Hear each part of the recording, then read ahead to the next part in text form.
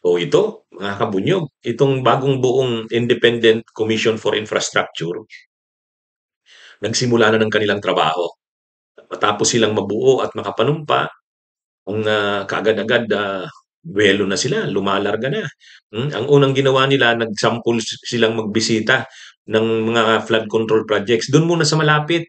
At ang pinuntahan nila, Quezon City. Yun. Kasi alam naman natin ang Quezon City, napakaraming flood control projects ang pinatupad. Pero grabe ang pagbaha.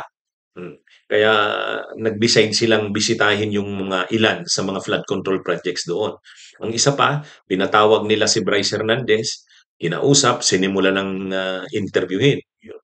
At nangako na si Bryce Hernandez. Actually, hindi nangako. Sinauli na talaga yung isa sa mga luxury cars na na nakuha niya dahil sa mga anomalya sa flood control. Kaya maganda, maganda yung tinatakbo ng itong Independent Commission for Infrastructure.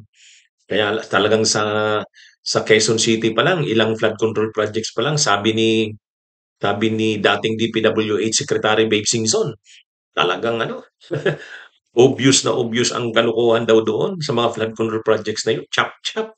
Chop-chop daw eh. Mm. Tapos ah, no, sa iba pang lugar nakatakda na nilang puntahan. Anyway, at least umuusad na yung Independent Commission for Infrastructure. May mga ginagawa na. Pinatawag na rin si Bryce Hernandez, marami at sabi ni Mayor Magalong, natutuwa sila na sinasabi lahat ni Bryce Hernandez. Kaya mukhang magiging star witness si Bryce Hernandez dito sa sa isyung ito ng mga katiwalian sa flood control lalo sa Bulacan. Talagang nagko-cooperate daw si Bryce Hernandez eh, sabi ni Mayor Magalong. Oh.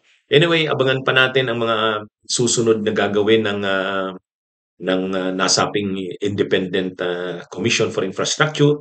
Ang importante ngayon, nagsisimula na ito ng trabaho, nag-i-interview na ng mga dapat interviewin, nagbibisita na ng mga ilang flood control projects. Hmm? At nagsimula na rin silang may accomplishment na may nakabalik ng kahit pa paano isang luxury car. 22 million yata yun, ang halaga nun eh. Kaya matindi rin. Ah, okay, good luck sa Independent Commission.